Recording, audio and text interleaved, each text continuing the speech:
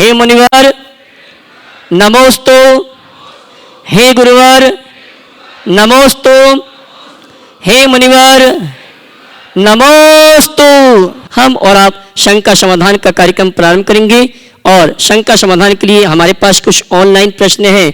उन प्रश्नों के माध्यम से आज के शंका समाधान का कार्यक्रम प्रारंभ करेंगे। गुरुवर नितिन जैन विनौली वागपत आपके श्री चरणों में नमन करते हुए प्रश्न कर रहे हैं। महाराज श्री, किसी ने क्या पंक्तियां लिखी हैं? उम्र ने तलाशी ली तो जेब से लम्हे बरामद हुए।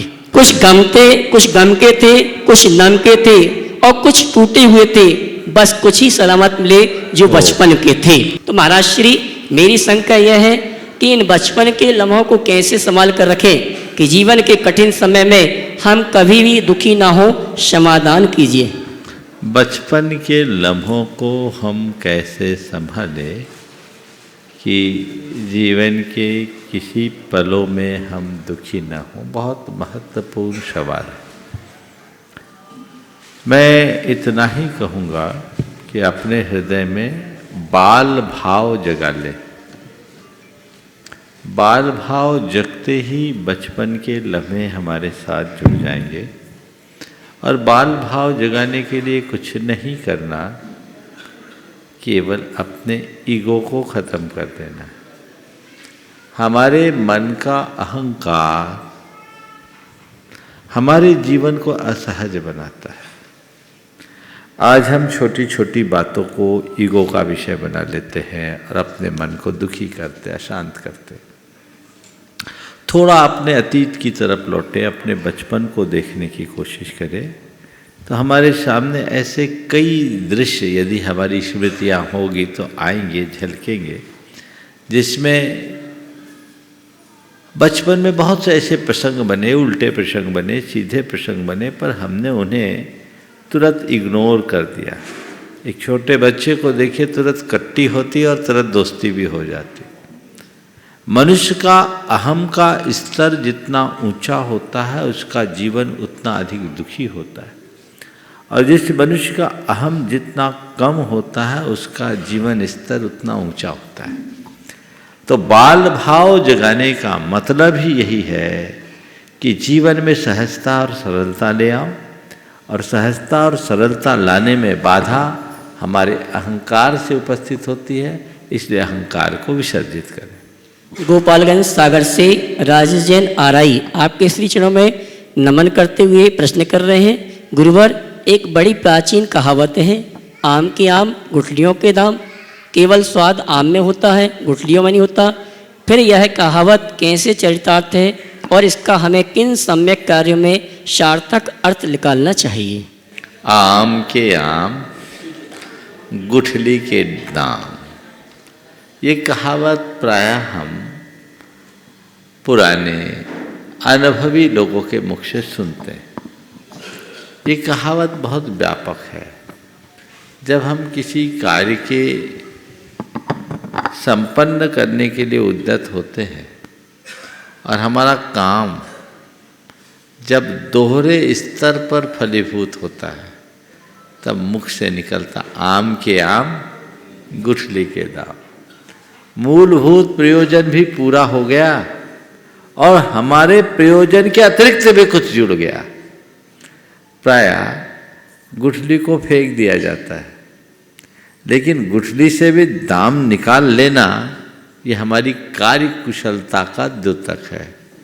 तो जो कार्य कुशल व्यक्ति अपनी कार्य कुशलता से अपने कार्य को विस्तृत स्तर पर संपन्न करते हैं, उनके लिए कहावत चरितार्थ होती है, आम के आम गुठली के दाम।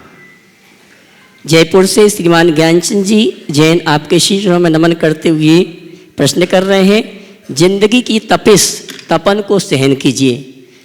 जिंदगी की तपन को सहन कीजिए। अक्सर वे पौधे मुरझा जाते हैं जिनकी परवरिश छाया में होती है। मुनिश्री मार्गदर्शन कीजिए। बिल्कुल ठीक है, जिंदगी की तपन को सहन कीजिए। अक्सर वे पौधे मुरझा जाते हैं जिनकी परवरिश छाया में हो। मुझे कुछ कहने की ज़रूरत नहीं है, इस एक वाक्य में ही बहुत कुछ कहा गया है। जब तक हम अपने आप को तपाएंगे नहीं तब तक मजबूत नहीं बनेंगे। जो मनुष्य बहुत ज़्यादा सुख सुविधाओं में जीता है वो कमज़ोर हो जाता है, और वे लोग बहुत मजबूत होते हैं जो सब तरह की परेशानियों को सहते हैं। मेरे संपर्क में एक सज्जन हैं जो बड़े उद्यमी हैं, मुंबई में उन्होंने अपना घर बनाया। तो घर बनाने के इस क्रम में उनने नीचे थोड़ा सा स्थान मिट्टियों का रखा, मिट्टी डाल के रखा बॉम्बे जैसी जगह में, और बोला इसलिए रखा महाराज ताकि हमारे बच्चे मिट्टी में खेल सके, नहीं तो कमज़ोर हो जाएंगे। हम लोग गांव में पले बड़े मिट्टियों में खेलें तो आज स्ट्रांग है, हम चाहते हैं हमारे बच्चे भी मिट्टी में खेलें। आजकल के लोग बच्चे को इन्फेक्शन हो जाएगा, इन्फेक्शन लबादा ओढ़ के रखते हैं, वो कमज़ोर होते हैं। तो ये बात हर संदर्भ में लेना चाहिए। हम अपने आप को तन से और मन से इतना मजबूत बनाएं कि सब प्रकार की झंझावातों को सह सके। मैं अक्सर ये वाक्य दोहराता हूँ, जितना सहन करोगे उतना समर्थ बनोगे। जो सहन करता है वही समर्थ बनता है।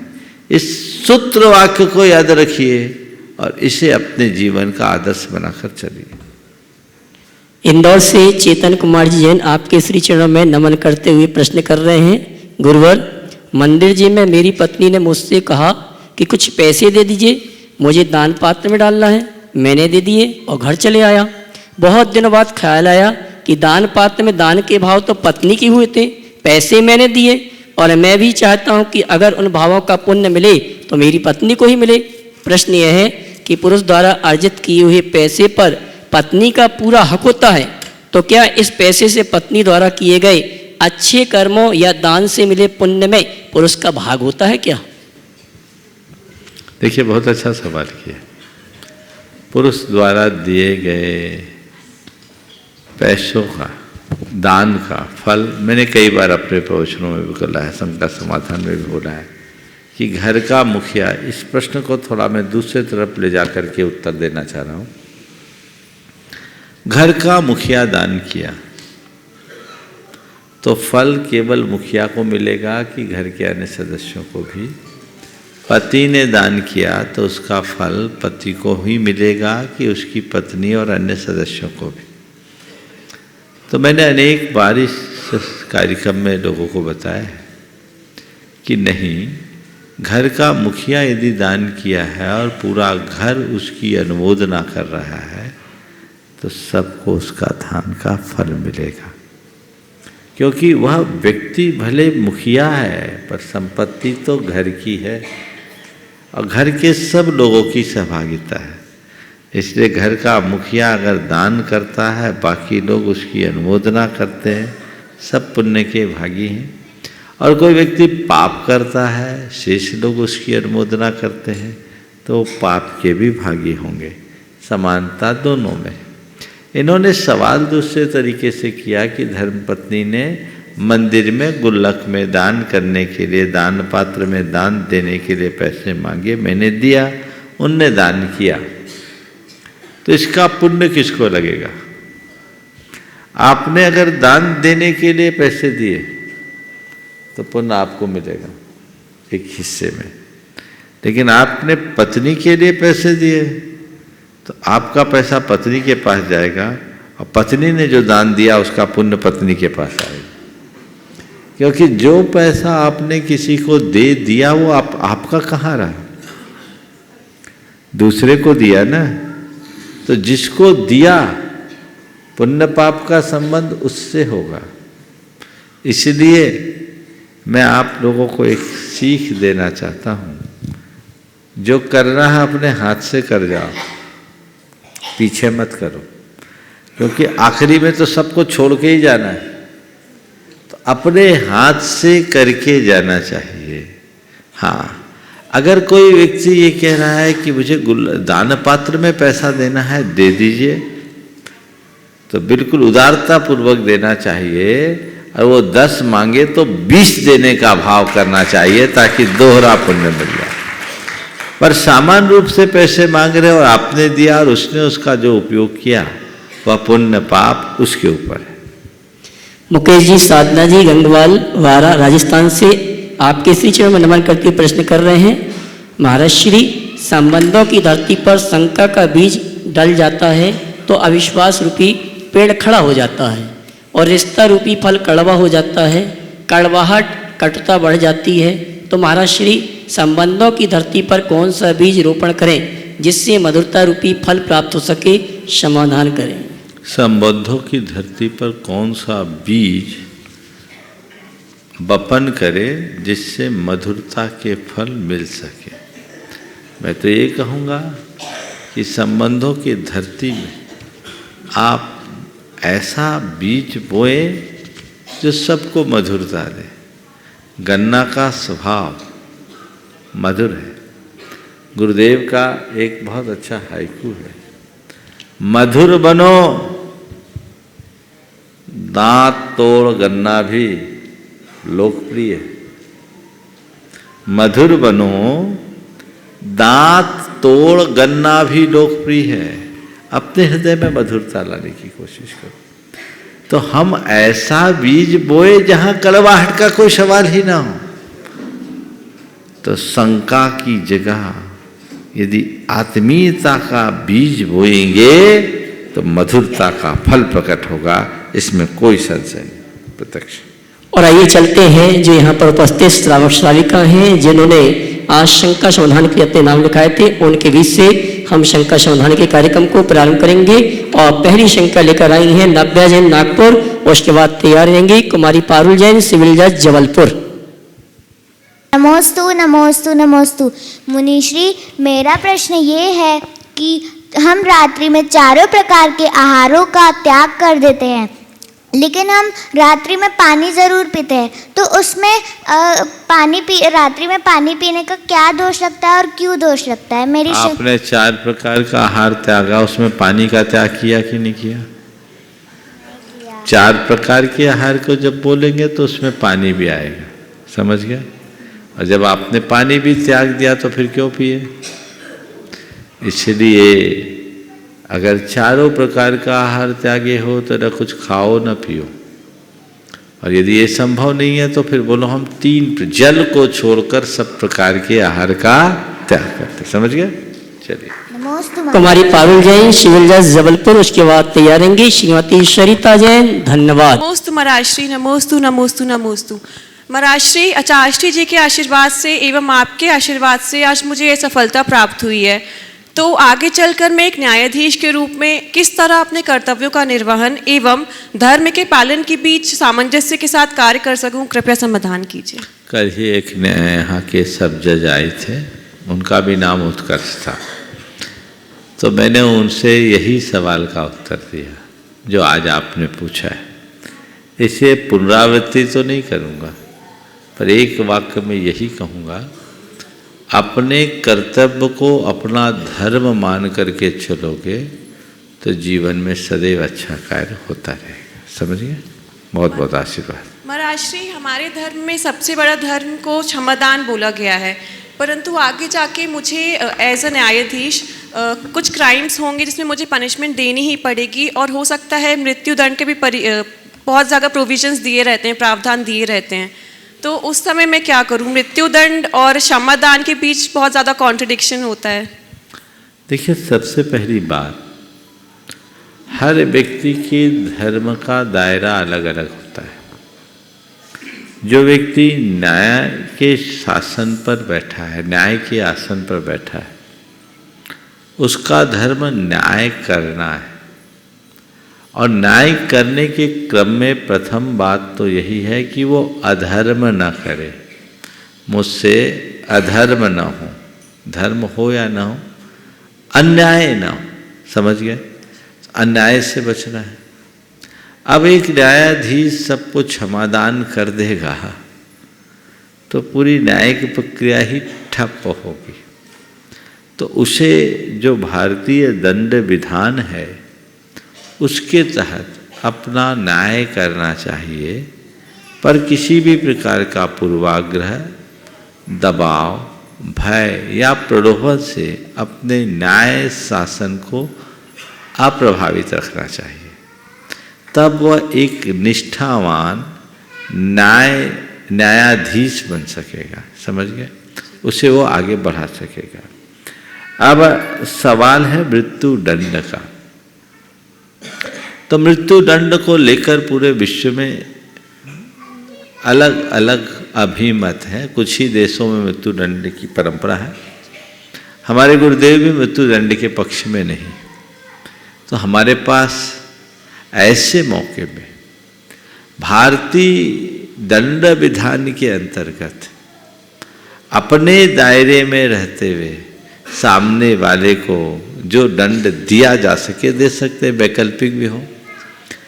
और दंड दाता का उद्देश्य सामने वाले को दंडित करने का बाद में होना चाहिए, उसे सुधारने का उद्देश्य पहले होना चाहिए, समझ गए?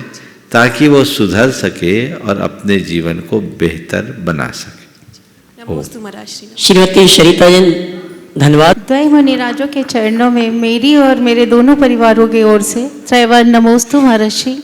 महर्षि, जिन जीवों के मन नहीं होता, एक इंद्री दो इंद्री आदि, उनकी गति कैसे निश्चित होती है? देखिए, मन भले न हो पर उनके पास ज्ञान है, वे अपने ज्ञान के बल पर कर्म का बंध करते हैं, उनकी आयु होती है और उसी अनुरूप उनकी परिणति होती है। सूत्रधार रहते हैं श्रीमती श्यामलता जी धन्यवाद। उसके बाद तैयार रहेंगी श्रीमती अनीता जी पाटौदी शारडम। मेरे और मेरे परिवार की ओर से समस्त जीवों की तरफ से महाराज जी को, दोनों महाराज जी को नमोस्तु नमोस्तु नमोस्तु। महाराज जी, महाराज जी, आज के दिन आप ही भगवान हैं, भगवान को नमोस्तु नमोस्तु नमोस्तु। महाराज जी, मेरी शंका है कि शिखरबंद मंदिर और चैताल्य दोनों में वास्तु का क्या महत्व है? कुछ है या नहीं? महाराज जी, मैं शंका का समाधान चाहती हूँ। देखिए, वास्तु के विषय में मैंने एक बार कहा, वास्तु का एक अपना शास्त्र है। हमें अगर वास्तु पर विश्वास है तो जो कुछ भी काम करे वास्तु शास्त्र के विधान अनुसार करे। गृह चैतालय के लिए भी एक प्रावधान है, 11 अंगुल से बड़ी प्रतिमा नहीं होनी चाहिए, घर के एक निश्चित दिशा में होनी चाहिए, विशिष्ट तीर्थंकरों की प्रतिमाएं ही घर में होनी चाहिए। इसी तरह मंदिर का भी है, जिसको हमें देखकर यथासंभव पालन करना चाहिए। और बोलो। हाँ बोलो। महाराज जी, जब कुवैत चल रहा था, जब कोरोना चल रहा था महाराज जी, हाँ, उस टाइम में झारखंड आहार समिति बना था। झारखंड आहार समिति बना था, हाँ, जिसमें कि धनबाद के भी सदस्य मेंबर हैं। उसी टाइम में निमिया घाट में सरस्वती माता जी थी, जिनका चौमासा चल रहा था, तो हमने उनके लिए भी एक आहार समिति बनाई थी। तो महाराज जी, अभी तक उनकी चल रही है। तो मेरी भावना ये है कि महाराज जी उनकी हमेशा स्थायी रूप से चलती रहे। आशीर्वाद। चलिए समझ के करिए। ओम। श्रीमती अनीता जी पाटौदी शारडम। उसके बाद सम्मान से आमंत्रित करूंगा श्रीमती आशा रानी जी पाटन, श्रीमती स्नेहलता जी सागर। नमोस्तु महर्षि। आजकल मनुष्य के पास सब कुछ रहते हुए भी अपनी खुशी गुम क्यों है? ऐसा क्यों? सब कुछ है पर खुशी नहीं, ऐसा क्यों है? ऐसा इसलिए है कि वो खुशी को छोड़कर सब कुछ छुपाने लगा है। जिन मनुष्य के मन में खुशी पाने की चाहत जाग जाएगी तो सब कुछ पाने की चाहत खत्म हो जाएगी, और जब सब कुछ का मोह छूटेगा तभी खुशी पाएंगे। हम खुशी को खोजते कहाँ हैं? हमें खुशी चाहिए कि चीज़ें। जब तक मनुष्य चीज़ों में ही भागेगा, चीज़ों के पीछे पागल रहेगा, उसकी खुशियाँ उससे दूर होगी। इसलिए खुशी पाना चाहते हैं तो केवल खुशी को खोजें ताकि अपने जीवन को अच्छा बना सके। नमोस्तु महर्षि। श्रीमती आशा रानी जी पाटन। महाराज जी नमोस्तु नमोस्तु नमोस्तु। सकल पाटन समाज से नमोस्तु नमोस्तु। हे स्वामिन नमोस्तु नमोस्तु नमोस्तु। सकल दिगंबर जन समाज सागर की ओर से, शांति विहार अंकुर कॉलोनी की ओर से नमोस्तु नमोस्तु नमोस्तु। हे गुरुवर, आपके प्रवचन में सुना है मौन बहुत बड़ी साधना है। मौन कितना उपयोगी है गुरुदेव और कितना हानिकारक है, समाधान करें गुरुदेव। नमोस्तु गुरुवर नमोस्तु। देखिए, मौन पर मैंने काफ़ी विस्तार से चर्चा की है। मौन कितना उपयोगी है और कितना हानिकारक है। मैं कहूँगा मौन बहुत उपयोगी है। अपनी साथ अपना संवाद जोड़ने के लिए, स्वयं के साथ स्वयं का संवाद बनाए रखने के लिए मौन जरूरी है। मौन हमारे चित्त के केंद्रीकरण का आधार है। मौन रखने से आधा विकल्प खत्म हो जाता है और जो कुछ भी आप अच्छा कर सकते हैं वो बोलते समय कम, मौन के समय अधिक। मौन के क्षणों में मनुष्य का मन मुखर होता है, उसका मनन प्रारंभ होता है। इसलिए मौन को हमें प्रमुखता देनी चाहिए। हाँ, सवाल ये है कि कई जगह ऐसा होता है जहाँ हमें बोलना भी पड़ता है। यदि आप अपने सवाल को पलट दें तो शायद इसका उत्तर ज़्यादा अच्छा हो सकता है। कहाँ बोलना चाहिए, कहाँ मौन रहना चाहिए। जहाँ बोलने से बवाल थमता हो वहाँ बोल देना चाहिए, और जहाँ मौन रहने से बवाल रुकता हो वहाँ मौन रहना चाहिए। समझिए। नमोस्तु गुरुदेव नमोस्तु गुरुदेव नमोस्तु। श्रीमती डॉक्टर रूही जी, डॉक्टर शैलेश जी कटनी। वर्तमान में वर्धमान सम गुरु चरणों में कोटिसह नमोस्तु। महाराज श्री, मैं आयुर्वेद चिकित्सक, प्रोफेसर व विभागाध्यक्ष हूँ। आज आयुर्वेद को लेकर दो भ्रांतियाँ समाज में व्याप्त हैं। एक तो आयुर्वेद उपद्रव रहित चिकित्सा पद्धति है जिसके कोई साइड इफेक्ट नहीं है। दूसरा, आयुर्वेद पूर्णतः शुद्ध है व एलोपैथ अशुद्ध है।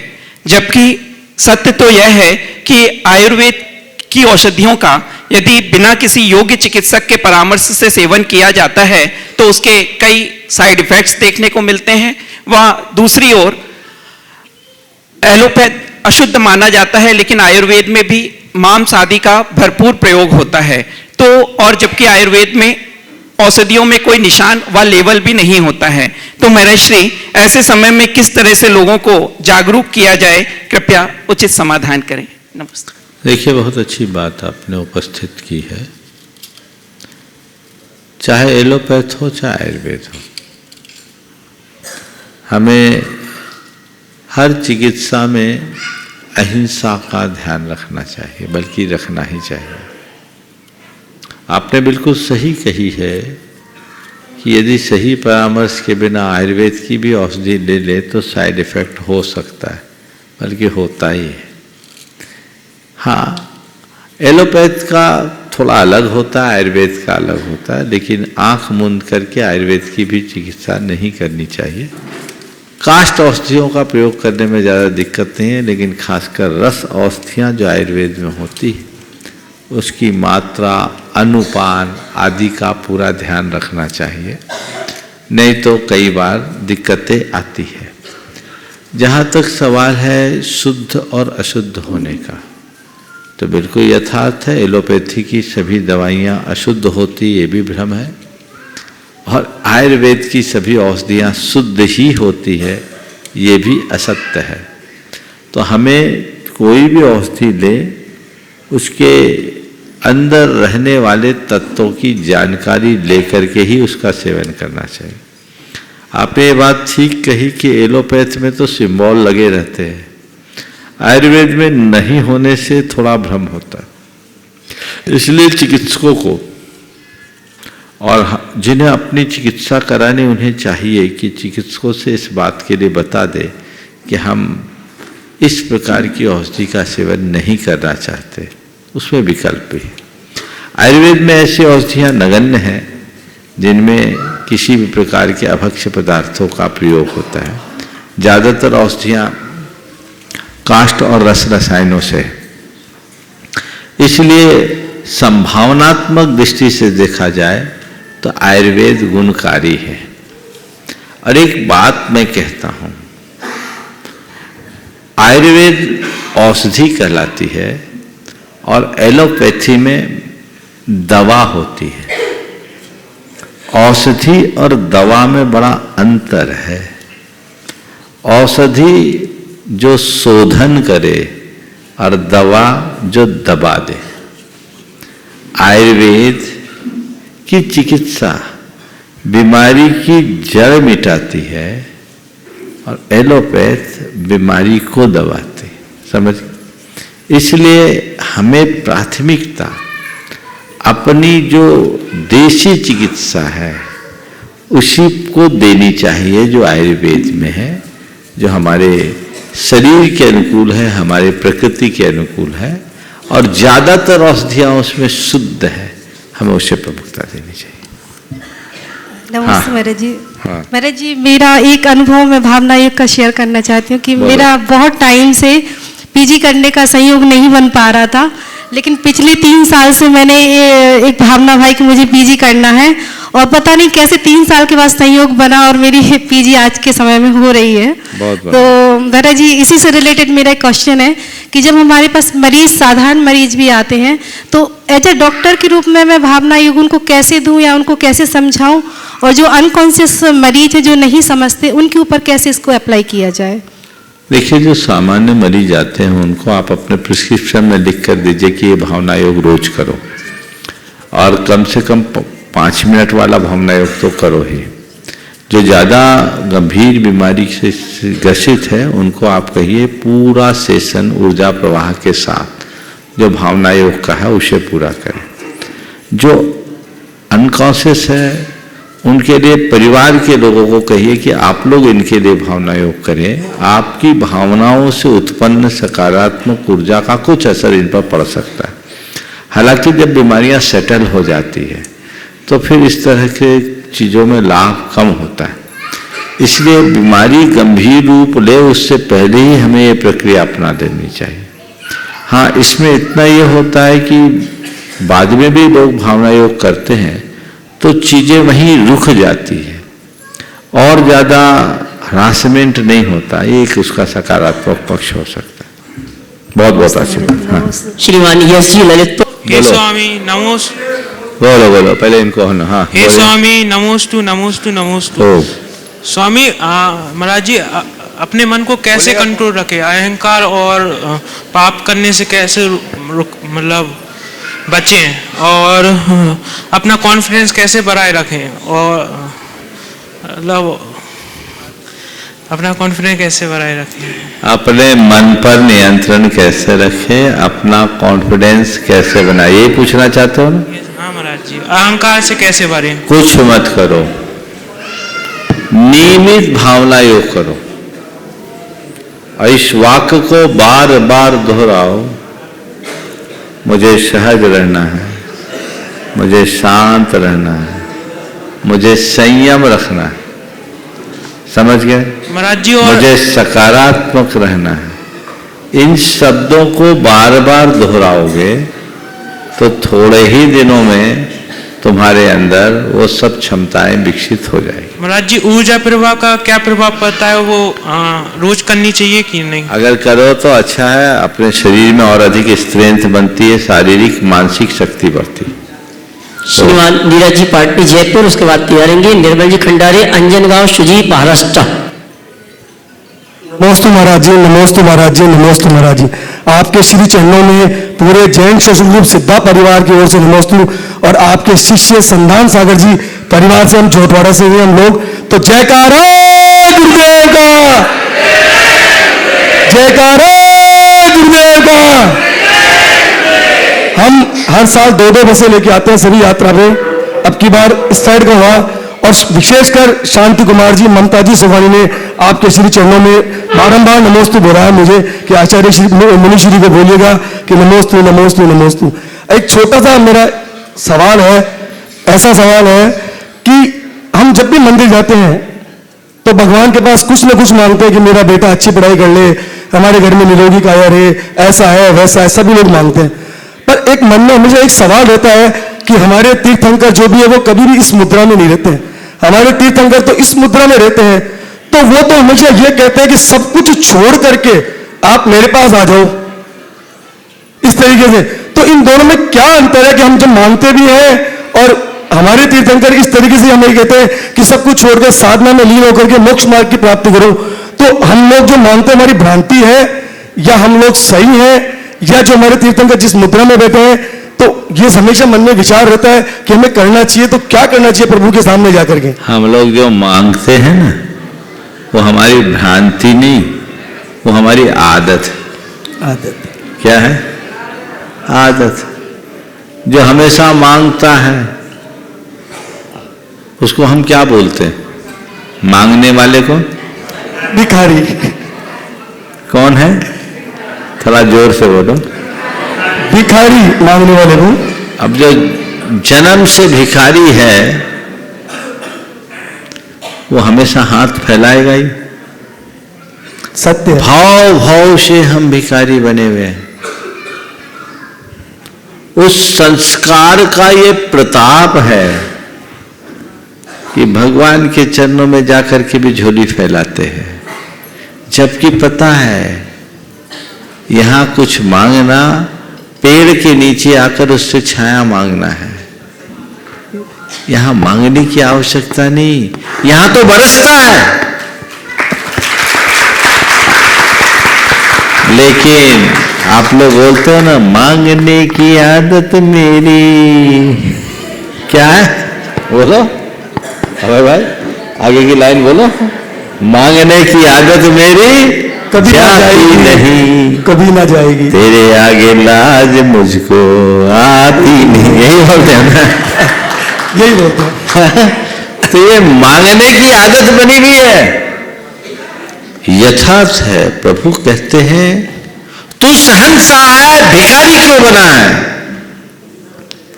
जब तक हाथ फैलाता रहेगा भिखारी बनेगा। जिस दिन हाथ पर हाथ धरकर अंतर्मुख हो जाएगा तो सम्राट हो जाएगा। भगवान का संदेश कहते हैं हाथ फैलाना बंद कर, हाथ बांध कर आत्मस्त हो जा, तू भी त्रिलोक्याधिपति बन जाएगा। लेकिन हमारी नादानी, हमारी कमजोरी हमें हमेशा औरों के आगे हाथ फैलाने के लिए लालायित करती है। बस एक छोटी सी बात और थी संलग्ना के ऊपर, जो आपने जयपुर में जो भ्रांतियां थी और जो कानून को जो आपने दिखाया है ना जैन समाज की ओर से कि संलग्ना सही है, उसके लिए पूरा जयपुर जैन समाज और पूरा भारतवर्ष जैन समाज आपको कोटि कोटि प्रणाम करता है और वंदन नमस्ते करता है आपके श्री चरणों में कि आपने ये भ्रांति दूर करी समाज को और बहुत बड़ा आपने ये अलग जगाया जयपुर के अंदर। बहुत बहुत आशीर्वाद। चलिए श्रीमान निर्मल जी खंडारी, अंजनगांव, शुजी, महाराष्ट्र। गल मुरीनाज को त्रिवार नमोस्तु नमोस्तु नमोस्तु। मेरा प्रश्न है कि मानस्तंभ में विराजित प्रतिमाओं का रोज अभिषेक या प्रक्षाल क्यों नहीं किया जाता? और इसके साथ एक है कि मानस्तंभ में, पुराने मानस्तंभ में 4 ही प्रतिमा होती थी, लेकिन आजकल 4, 8, 24 प्रतिमा रखी जाती है। इसका क्या कारण है? देखिए, मानस्तंभ में विराजित प्रतिमाओं का नित्य अभिषेक इसलिए नहीं होता कि वो स्तंभ है। स्तंभ में हम पहुंचेंगे कैसे? और जब स्तंभ में पहुंचने की सीढ़ियां बना देंगे तो स्तंभ कहाँ रहे? समझ गए? तो जहां हमारा पहुंच पाना नित्य संभव नहीं है, वहां नित्य अभिषेक कैसे होगा? यदा वो संरचना है, उसकी नित्य अभिषेक की आवश्यकता भी नहीं। 2-5 वर्षों में लोग एक महोत्सव पूर्वक मानस्तंभ का अभिषेक करते, उसमें कोई दोष नहीं। मानस्तंभ में 4 प्रतिमाओं का जहाँ तक सवाल है, हमारे यहाँ दोनों तरह के उल्लेख मिलते, 4 और 8 के। अब लोगों ने उनको एक आधार बना दिया, प्रतिमा के नाम पर दातार बहुत जल्दी मिल जाते हैं, तो 4, 8, 16, 24 जितने बना दिए। पर मानस्तंभ में 4 ऊपर और कहीं कहीं 4 मूल में भी इस तरह 8 प्रतिमाओं का ही उल्लेख है, इससे अधिक का नहीं। श्रीमती चंद्रकला जी पार्टी। नमोस्तु। महाराज श्री, अपने उद्देश्य में ईमानदारी से लगे रहना ही सफलता का अपने उद्देश्य में ईमानदारी से लगे रहना ही सफलता का सबसे बड़ा रहस्य है, तो ये रहस्य सबको समझाइए। अपने उद्देश्य के प्रति पूरी तरह समर्पित होकर लगे रहना हमारी सफलता का सबसे बड़ा रहस्य है। और आप पूछ रही हैं कि ये सब, आप निवेदन कर रही हैं कि ये सबको समझाइए। अब सवेरे का प्रवचन आप सुन नहीं पाती, हम वही तो समझा रहे हैं, है ना। अभी वही चल रहा है नियमित। अब आप तो चौके में लगे रहती हैं ना, इसलिए मालूम नहीं पड़ता। अभी समझाने का अवकाश नहीं है। लेकिन एक पंक्ति में मैं कहूँगा, अगर अपने जीवन को सफल बनाना चाहते हो, किसी भी क्षेत्र में सफलता हासिल करना चाहते हो, तो बस अर्जुन की तरह ध्येय निष्ठ बनो और अपनी सारी शक्ति को, 2 दिन पहले मैंने कहा था, अपनी इच्छा शक्ति को, अपनी संकल्प शक्ति को पूरी तरह से समर्पित कर दो, तब तुम्हें सफलता प्राप्त होगी, सिद्धि प्राप्त होगी। तो संपूर्ण इच्छा और संकल्प के साथ ठान करके आगे बढ़ोगे, तभी सफलीभूत हो। श्रीमती रागिनी जैन, एडीओपी जबलपुर। शशि जैन सागर। हाँ बोलो। महाराज जी, मेरा क्वेश्चन है कि भवांतरों को नष्ट करने की दवा है तो कौन सी दवा है? क्या? भवांतरों को नष्ट करने की दवा। हाँ, कृपया हम सबका मार्गदर्शन कीजिए। भवांतरों को नष्ट करने की एक ही दवा है, वह है जिनेंद्र भगवान के वचनों को अपनाकर रत्नत्रय के मार्ग पर चलो। जिन वयन मोहशः मिनम,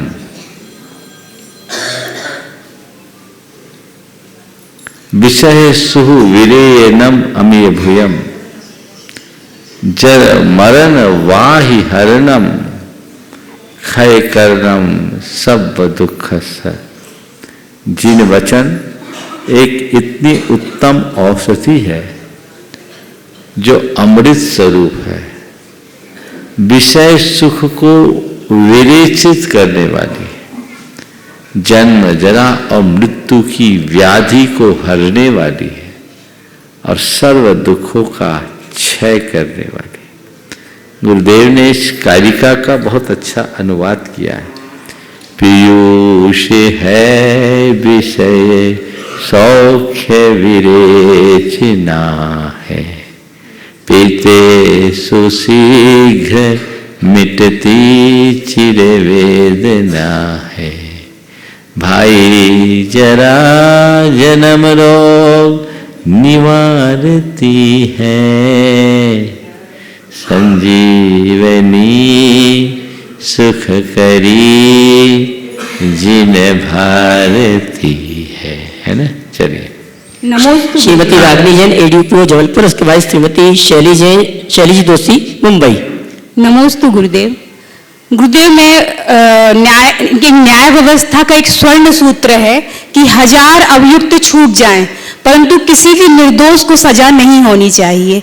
मैं पब्लिक प्रोसिक्यूटर के पद पर कार्य करती हूँ और जब मैं किसी भी अभियुक्त के मतलब किसी भी प्रकरण में पैरवी करती हूँ तो उन प्रकरणों को देखते देखते मतलब कार्रवाई करते करते मुझे ये समझ में आ जाता है कि जो अभियुक्त है वो वास्तव में अभियुक्त नहीं है। तो लेकिन मेरा कार्य होता है कि मैं पीड़ित की तरफ से पैरवी करूं और सजा की मांग करती हूं न्यायालय से। तो उस समय मेरा दायित्व क्या होना चाहिए? ये आपके सामने बड़ी दुविधा और धर्म संकट का विषय। ये बात सच है कि आजकल असली अभियुक्त तो कई कानूनी खामियों का फायदा उठा के बच जाते हैं और कई ऐसे लोग जिन्होंने कोई अपराध नहीं किया वो फंस जाते हैं। जिस पद पर आप हो उस पद पर पूरे दंड विधान का निर्धारण करने का धाराएं शायद आपके ही कहने से रखती। जी। तो आपको ये चाहिए कि तथ्यों के आधार पर उस पर धाराएं लगाई जाए। ज्यादातर आपराधिक मुकदमों में पहला लक्ष्य सामने वाले को फंसाने का होता है और उसमें एक नहीं अनेक धाराएं लगा दी जाती हैं जो न्याय सम्मत भी नहीं है और धर्म सम्मत भी नहीं। अपने विवेक से उसे जितना कम कर सके करे। मैं मानता हूँ कि इस पे तुम्हारे जैसे अधिकारियों के ऊपर भी कुछ होते हैं, उनका भी दबाव होता है, लेकिन उन सब के मध्य रहते हुए हम जितना अच्छा कर सके वो करने का प्रयास करें। नमस्ते। श्रीमती शैली जी दोषी मुंबई, उसके बाद तैयार रहेंगे रवि जैन कुम्हारी रायपुर छत्तीसगढ़। त्रिवार नमोस्तु नमोस्तु नमोस्तु। महाराज जी, भय संज्ञा भी है और भय नौ कर्म भी है, और सामान्य से डर को भय भी कहा जाता है, और सम्यक दृष्टि जीव को सप्त भय नहीं होते हैं, और मुनि महाराजों की भय संज्ञा होती है। अब बहुत से लोगों को डर लगता है, डर के कारण कुछ बोलते हैं, और बाय चांस ऐसा हो जाता है कि वो घटना घट जाए, तो इसे हमें क्या समझना चाहिए? ये उनके नेगेटिव सोच है या कर्मों के उदय हैं? फिर कभी कभी कुछ लोगों के स्वभाव में प्रतिपल यही लगता है कि हर बात में डर है, भय है, तो वो ऐसे ही रिएक्ट करते हैं कि हर बात मतलब सामने वाला भी डर है, वो खुद भी भयभीत होते हैं। तो उन्हें इस भय को दूर करने के लिए क्या करना चाहिए? भय का दूसरा रूप हम डिप्रेशन जैसा भी समझ सकते हैं क्या? बिल्कुल ठीक।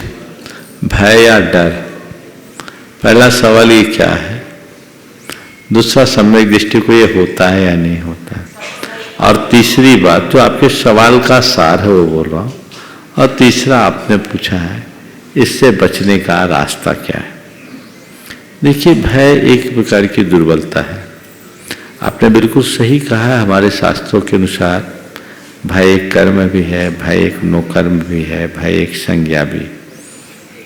ये स्वाभाविक रूप से होता है, और भय संज्ञा 8वें गुण स्थान तक होता है। ध्यान निमग्न मुनि राजों को भी भय कर्म का उदय होता है। भयोत्पादक वास्तविक और काल्पनिक परिस्थितियों के निर्मित होने पर जो मन में घबराहट का परिणाम होता है उसको भय कहते हैं। ये एक नकारात्मक आवेग है जो कमोवेश सभी लोगों के अंदर होता है। जहाँ तक सम्यक दृष्टि के भय होने का सवाल है, तो मैं आपसे कहूँगा, आत्मा के ध्यान में डूबे बीतरागी मुनि के अलावा, निर्विकल्प समाधि में लीन मुनि के अलावा संसार के हर प्राणी में किसी न किसी रूप में भय होगा। लेकिन एक भय होना और एक भय से आतुर होना, सम्यक दृष्टि के मन में भय रहता है पर उसके हृदय में भयातुरता नहीं होती। भय तो रहेगा, स्वाभाविक है। ऐसा नहीं है कि निर्भय होकर निर्द्वंद होकर चले, गाड़ी चलाए तो आंख मूंद कर चलाए, हमें कोई भय नहीं। उसे बचकर चलना है, समझ करके चलना है, सतर्क होकर चलना है। भय की दो परिणतियां हैं, एक भय जो हमें सतर्क करता है और दूसरा भय जो हमें चिंतित करता है, व्याकुल करता है। तो जो भय हमें सतर्क करता है, हमें उस भय को सकारात्मक भय के रूप में देखना चाहिए। आप एक सम्यक दृष्टि घर में ताला लगा के सोएगा कि खुला सोएगा? हाँ, क्यों लगा रहा है?